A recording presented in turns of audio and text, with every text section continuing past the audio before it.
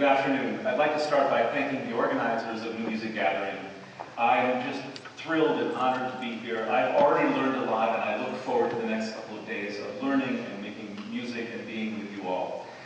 I'm extremely honored to be here. I've learned a lot in the preparation of these remarks, and not the least of which is that I'm very inexperienced at preparing remarks. So I hope I've gotten the tone right, and I hope you'll tell me if I haven't. I just want to make sure that over the next 25 minutes or so, you never feel that I am telling you how to live your life or to make your art. And in fact, in more than 35 years of university teaching, I have never knowingly instructed anyone. I far prefer teaching to instruction. So instead of this configuration, what Kafka skewered in Josephine and the Mousefolk as one person looking this way and everybody else looking the other way, which is so often a geometry of pointless introspection. I'd like for us to imagine that we are all standing on the same side of this room, looking out together at the same thing. That way, if I point at something, the focus will not be on the act of pointing, but on the outward gaze, on what we are looking at together. We'll be looking at the future and a way of sustaining our art together. You should know that here at the outset, that sustain is how I understand the word support, the topic of this gathering. In fact, in many languages, from the French supporter to the German unterstützen, to sostenere in Italian, from which we get a word we all know, its past participle, sostenuto. Sustain is what most people mean when they say support. So let's talk about that, which means talking about the future and how to get there. And like many discussions of the future, this one begins in the past. My first memories of my father were of him standing in a field, squinting at the horizon the way farmers do. And while he was looking outward, I was looking inward, content with my mystery novels and early drum lessons. I was not destined to become a farmer. I'm still pulled inward, and I will now share an unvarnished truth. I am often tempted to leave the public side of my art and just practice my instrument. I'd be so happy spending my mornings hiking and my afternoons doing nothing more than making beautiful mezzo forte tam-tam strokes or creating a new version of the King of Denmark. This is not a valediction. I have no intention of retiring from concert life anytime soon. But I yearn for inwardness, for the simplicity of playing, for the sweet contact of stick on instrument. I long for the uncomplicated moment when I first fell in love, deeply and dangerously, with percussion. And thinking again of my father, I even long for the day when I announced that no, I was not going to continue my pre-medical education. And no, I was not getting a teaching credential just to be safe. But rather, yes, and what a frightening and affirmative day that was. Yes to devoting my life to playing new music as a percussionist. Yes to playing new music by living composers. So much was unknown then, but there was also great clarity and energy and simplicity. There was the beckoning expanse of the future. There was sustainability. My dad's displeasure at my decision was titanic.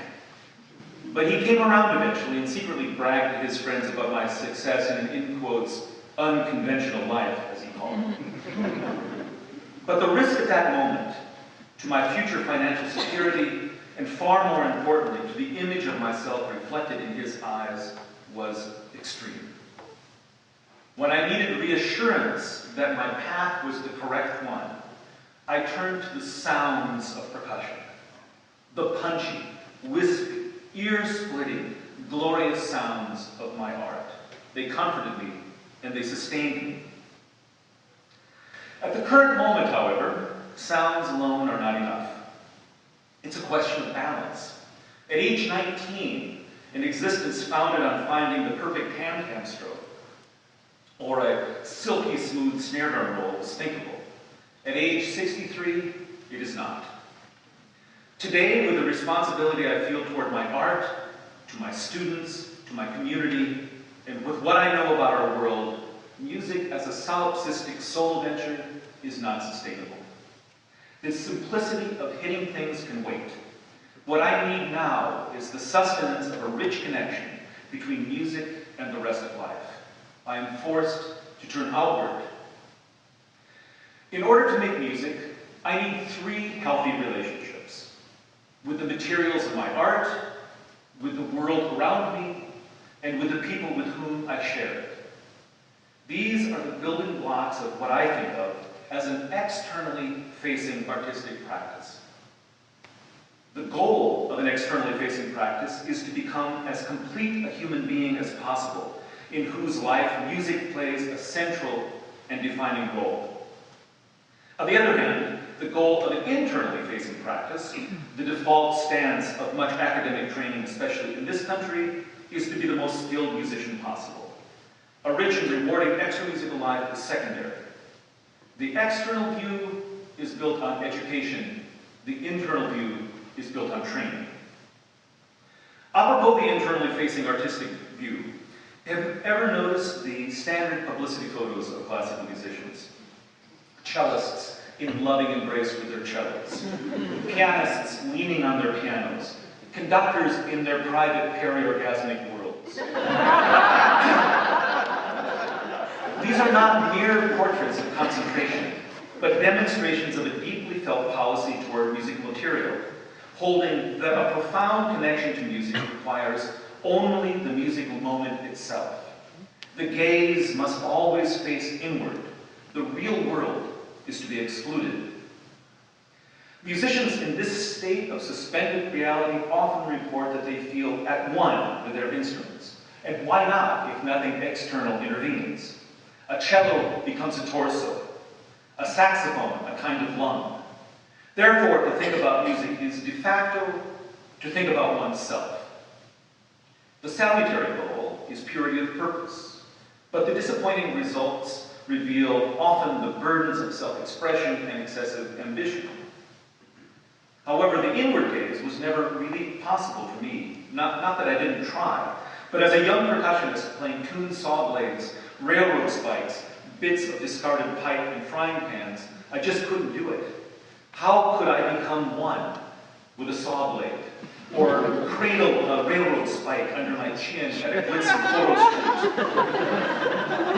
The more I played percussion music, the more I realized that I could not expect my instruments to become me.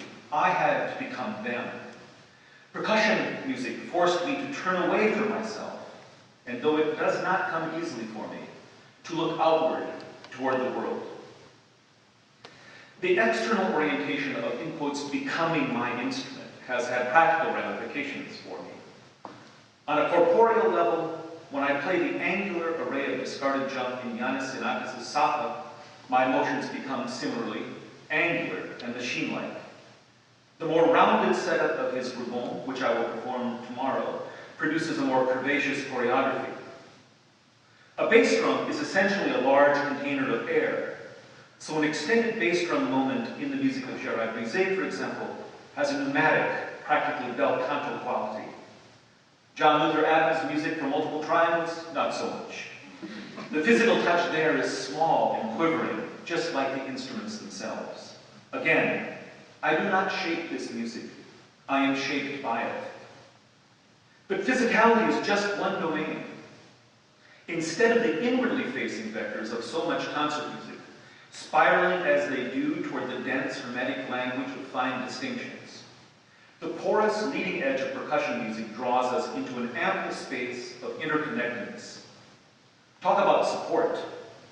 When I first touched a drum as a child in a small Iowa town, I also touched the lives of my musical ancestors, drummers, most of whose names we no longer know, who centuries ago played under the starry skies of West Africa, or escorted a funeral march in New Orleans, or, like my great-grandfather, led a regiment of Mr. Lincoln's army into battle. I also touched the life of the animal that gave its skin, and held in my hand the tree that was felled to make the shell. Percussion was my outward-bound conduit to everywhere and everything. And then there's noise, the maternal language of percussion. Imagine for a moment that music is not constructed, but whittled.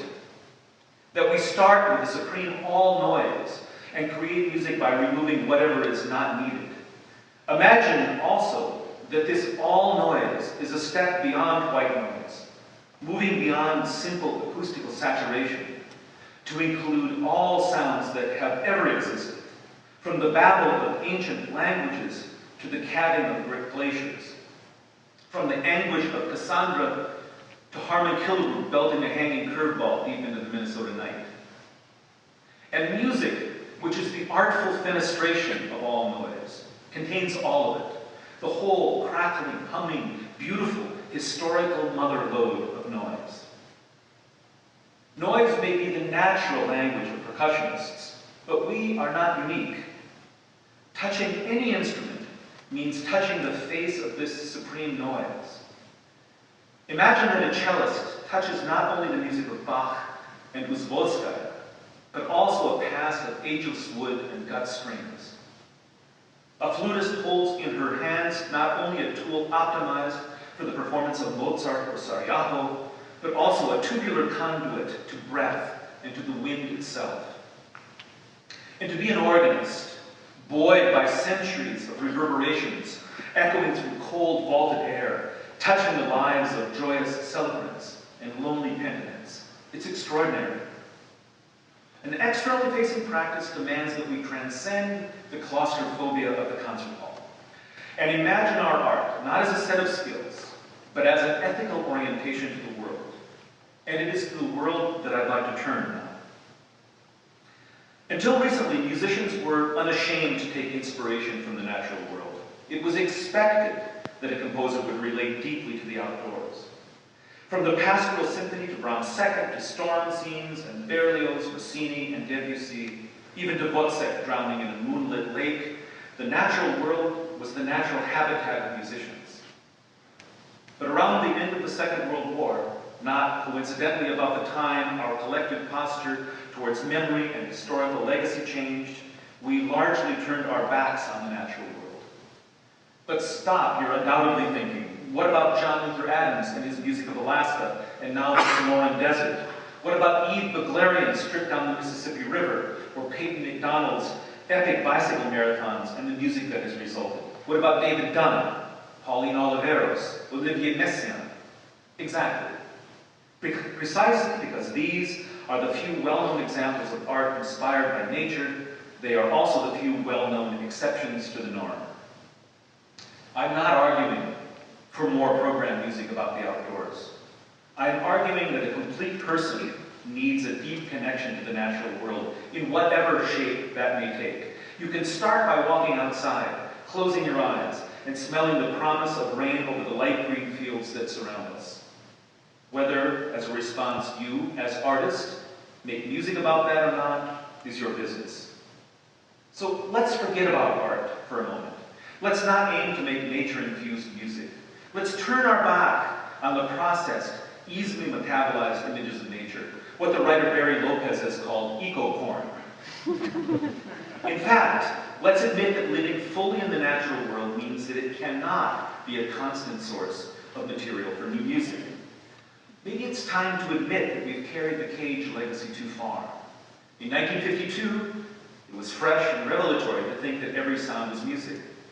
But today I hope that a composer can go to Cuba for 2 weeks without it being the basis of a new piece.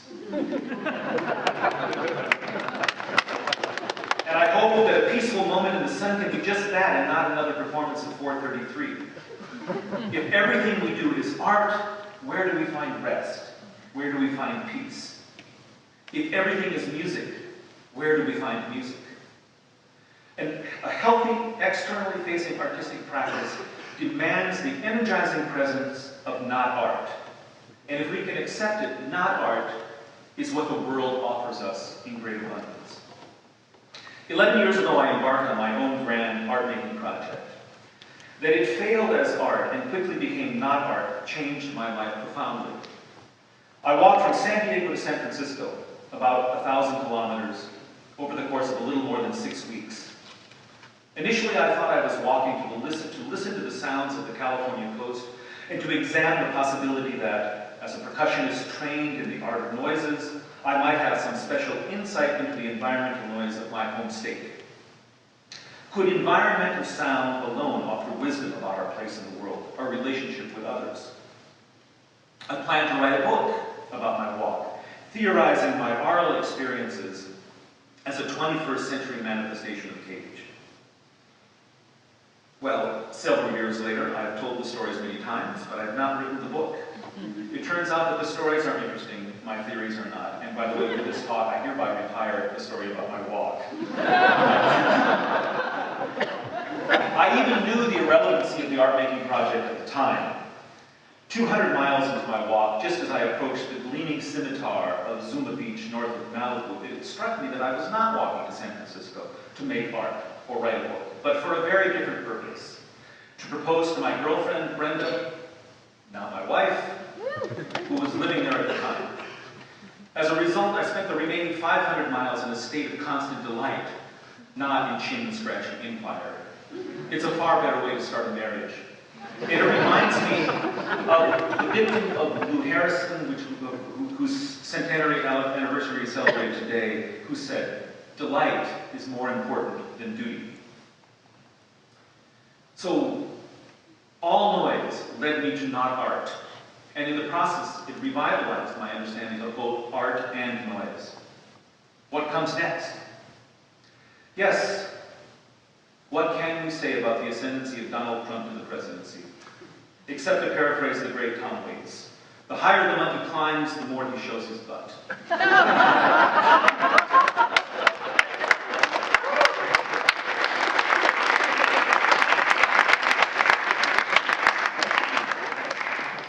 This historical moment has electrified many of us in ways not seen since 1968. And we musicians are wondering how we can be a part of it. I'm not sure I know the answer to that, but at least we start by speaking the right language. I mean language here in a literal sense. We've all learned a lot of Italian, French, and German by studying musical scores. Thanks to Beethoven and the Appassionata Sonata, even as a child I knew the Italian word for impassioned. And from Debussy, I got an early sense of the French and their précipité, their impetuousness. I learned the wonderful list of words that mean playing or singing together. Ensemble, tutti, sonata, cantata, and the very word concert itself. In the language of music, we find expressions for passion, energy, for motion, playfulness, elegance, protest, and togetherness. We even find strong emotions representing sadness, anger, resistance, and rage. But we should take solace from the fact that you can scour a musical lexicon and you will not find a term for bigotry or condescension, racism or homophobia. No music is marked by the crude slurs of predatory sexism, and you'll never see an Italian phrase that means Muslims not welcome.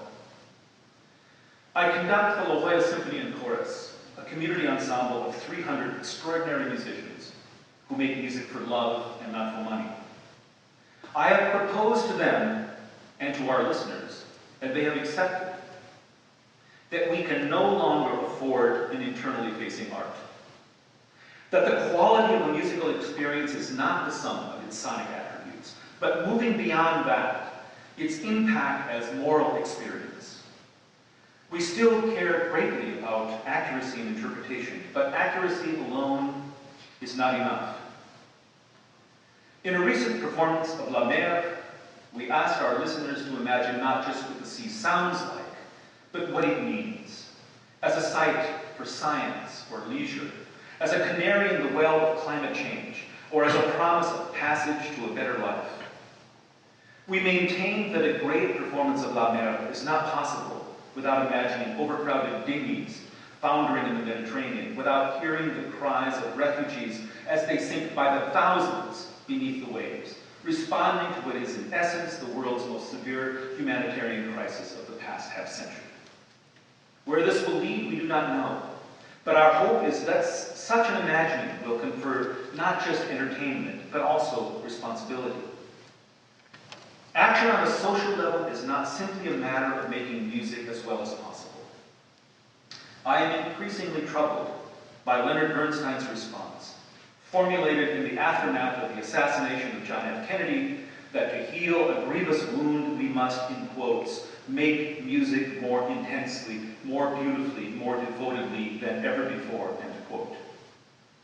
Perhaps that was enough for Bernstein and a nation united in grief, but it seems like a hollow dictum now, since at this moment we are not united, but rent by savage crosscurrents of contention, bigotry, and cruelty. And anyway, are we not already making music as intensely as possible? What would it mean to go further than Bernstein? Or as one San Diego church posted recently on its marquee, what would you do if you were brave? Again, I will refrain from instructing you. Each of us needs to decide for him or herself what that might mean. But friends, it's America in early 2017. So at the very least, I ask us to hear the nearly inaudible sounds of our culture. We are musicians, after all. And if we cannot hear them, who can? I ask us to hear the fearful voices in local synagogues and Jewish community centers as the damnable virus of anti-Semitism makes a comeback in our midst. I ask us to hear the sick and alone who now fear for their health and indeed their very lives. I ask us to hear the voices of our immigrants in our cities, our neighbors and our friends, our brothers and sisters who are now living in a penumbra of uncertainty and fear, and to hear the voices of fellow citizens who are at risk for violence simply by walking down the street in the skin color that God gave them. And I ask us to hear the voice within each of us that reminds us that music is not merely a set of skills. Making music today must be about nothing less than asserting moral force. It must be about how we who have so much and who live so fully, can act responsibly in a world where so many have so little.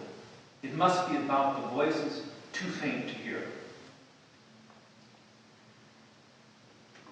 Somewhere between the ascension of science in the late Renaissance, where facts came to mean everything, and the political landscape of the early 21st century, where they seemed to mean nearly nothing, we've lost track of the role of music as a divining rod for the truth.